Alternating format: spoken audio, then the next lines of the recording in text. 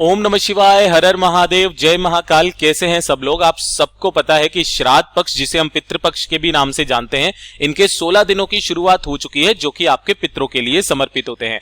पूज्य गुरुजी कई बार अपनी कथाओं में बता चुके हैं कि जब भी श्राद्ध पक्ष या पितृपक्ष की शुरुआत हो जाए ना, आप सभी लोगों को 2 लोटे जल वाला उपाय जरूर करना चाहिए। इससे आपके पितरों को मुक्ति मिलती है, साथ ही साथ आपका परिवार भी खुश रहता है। गुरुदेव ने आगे की कथा में बताया कि आप अपने पितरों को प्रसन्न करने के लिए ब्राह्मणों को भोजन खिला रहे होंगे, आप साथ ही साथ कौवों को भोजन खिला रहे होंगे, गाय माता के लिए 2 रोटी का जो प्रधान है वो भी आप कर रहे होंगे, साथ ही साथ कुत्ते को भी भोजन खिला रहे होंगे। इससे आपके पितृ देवता खुश होंगे, आपको आशीर्वाद देकर के जाएंगे, जिससे आपका परिवार हमेशा खुश रहेगा, उस परिवार की उन्नति हमेशा होती रहेगी। परंतु पूज्य गुरुजी ने आज कल की ही कथा में इतना अद्भुत सा उपाय बताया है, ये 2 लोटे जल वाला उपाय, जिसे करने मात्र से आपके जो भी पितृ होते हैं ना, उन्हें प्रेत योनि से मुक्त हो जाते हैं, कभी भी सर्प की योनि में नहीं पड़ते हैं, जिससे आपके पितरों को मुक्ति मिलती है और मुक्ति होने के पश्चात आपके परिवार को कभी भी पितृदोष नहीं लगता है। बहुत ही अद्भुत सा उपाय है, आप सभी को जरूर करना चाहिए। पूज्य गुरुजी की कथा से सुनकर के और समझ करके पूरे उपाय को बड़े ही विस्तार से बताऊंगा,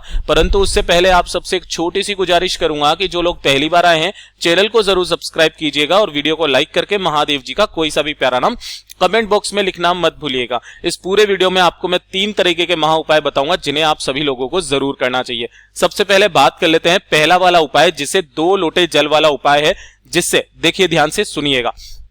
अगर आपके परिवार में या आपकी पीढ़ी में कोई व्यक्ति ऐसा है जो कुंवारी स्थिति में चला गया हो, अधोगति में चला गया हो, जिसका समय नहीं आया हो, अकाल मृत्यु मर गया हो, या फिर गर्भ में मृत्यु हो गई हो, या गर्भ से बाहर आकर के मृत्यु हो गई हो, जिसका समय फिक्स नहीं था लेकिन फिर भी चला गया हो। काफी बार हमें नहीं पता होता है, हमारे जो पूर्वज हमें बताते हैं, हमें केवल उतना ही पता होता है, काफी सारी बातें भूल जाते तो हमें नहीं पता होता है ना। तो इस वजह से गुरुदेव ने कहा है कि आपको इस वाले उपाय को पितृपक्ष के दौरान जरूर करना चाहिए। और सबसे खास दिन जो गुरुदेव ने बताया, वो बताई है पंचमी तिथि।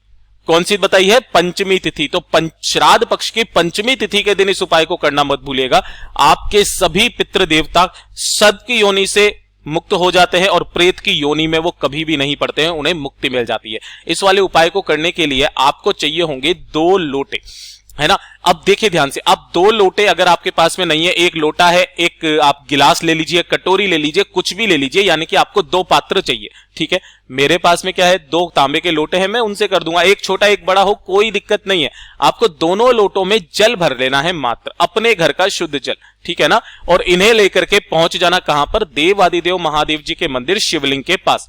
ध्यान रखना, आपको ऐसे मंदिर में जाना है, हर किसी मंदिर में नहीं जाना है, जिस मंदिर में ऊपर की तरफ शिवलिंग के ऊपर जो ये मटकी होती है ना, इस तरीके से ये लगी हुई हो। आप सबको पता है कि ये वाली मटकी का जो प्रधान है ना, गुरुदेव ने कई बार बताया कि ये महादेव जी की 5 पुत्रियों का स्थान होता है, जया, विषहरा, श्यामली वारी, दोतरी एंड देव।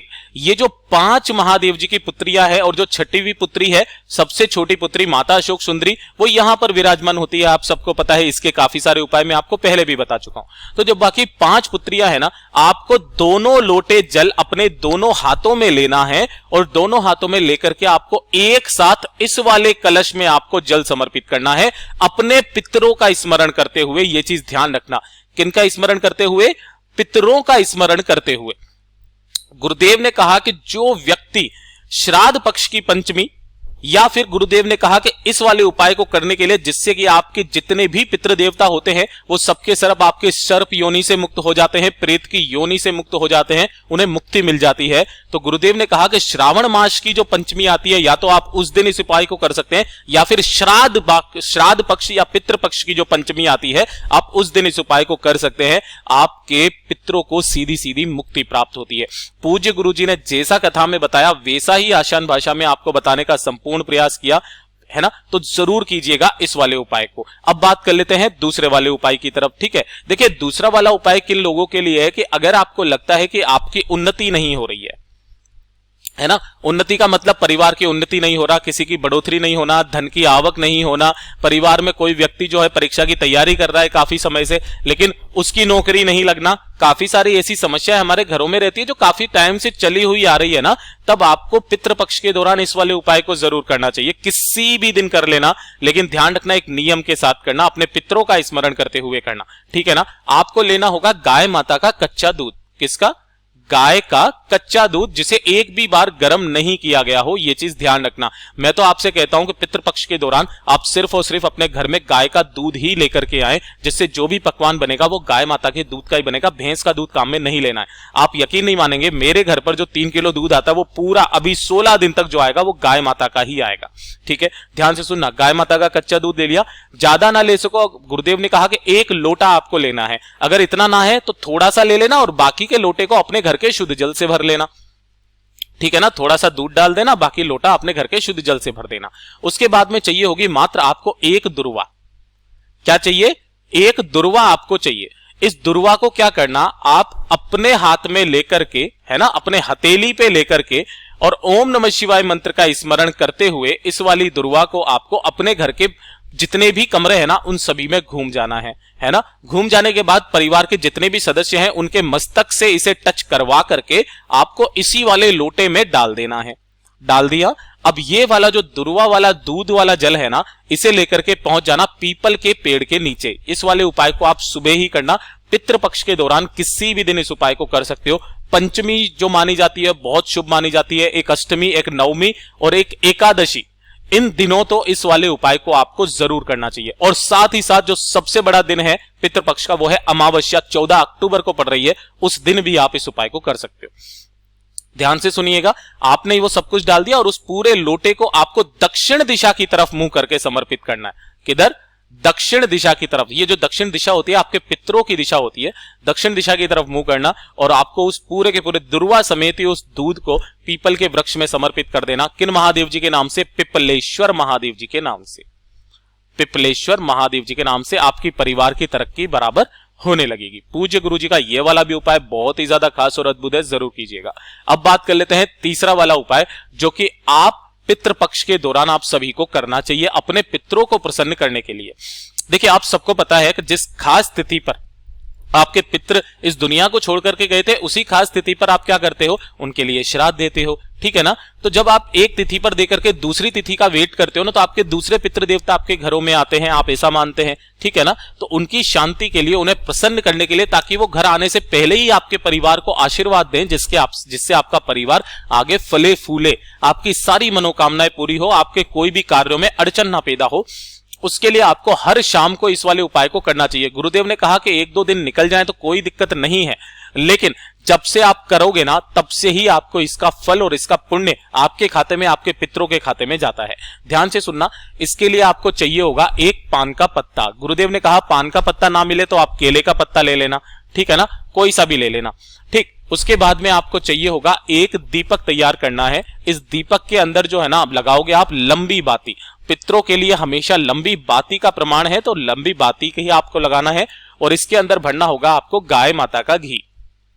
गुरुदेव ने कहा कि अगर गाय माता का घी नहीं है तो इसके अलावा जो आप भर सकते हो वो भर सकते हो सरसों का तेल। इसके अलावा आपको कुछ भी नहीं भरना है, ना तिल का तेल, ना भैंस के दूध का जो घी बनाते हो वो कुछ नहीं भरना। या तो गाय माता का घी भरना या फिर सरसों का तेल भर देना। ठीक है। इसी के साथ में आपको चाहिए होगी 1 धूप बत्ती। ठीक है ना। और मिष्ठान के लिए आपको थोड़ी सी ले लेनी है चीनी, जिसे हम शक्कर भी कहते हैं। और साथ ही साथ ले लेना 2 लौंग, यानी कि जो लौंग का जोड़ा जो होता है ना, ये लौंग का जोड़ा जरूर लेना। ठीक है ना। ये ले लिया। अब आपके जो घर के बाहर, मैं बिल्कुल बाहर की बात नहीं कर रहा हूं जहां पर सड़क आ जाती है, नहीं, आपके घर के मेन गेट के बाहर जो ये वाला गेट होता है ना, इसके बाहर आपको एक काम करना है। ध्यान से सुनिएगा। आपको सबसे पहले उस स्थान को अच्छे से साफ कर लेना है।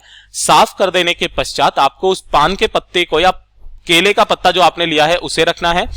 उसके ऊपर आपको उस दीपक को लगाना है और दीपक की बत्ती जो आप करोगे ना, लंबी बाती, उसे करोगे दक्षिण दिशा में। ठीक है ना। और अपने पितरों का स्मरण करके आपको 2 लौंग का, जो एक आपने लौंग का जोड़ा लिया, यानी कि जो 2 लौंग ली है, वो आपको इसी वाले दीपक में डाल देनी है। उसके पश्चात आपको 1 धूप बत्ती यहां पर प्रज्वलित कर देनी है अपने पितरों के नाम से, और उसके बाद थोड़ा सा मिष्ठान आपको यहां पर रख देना है।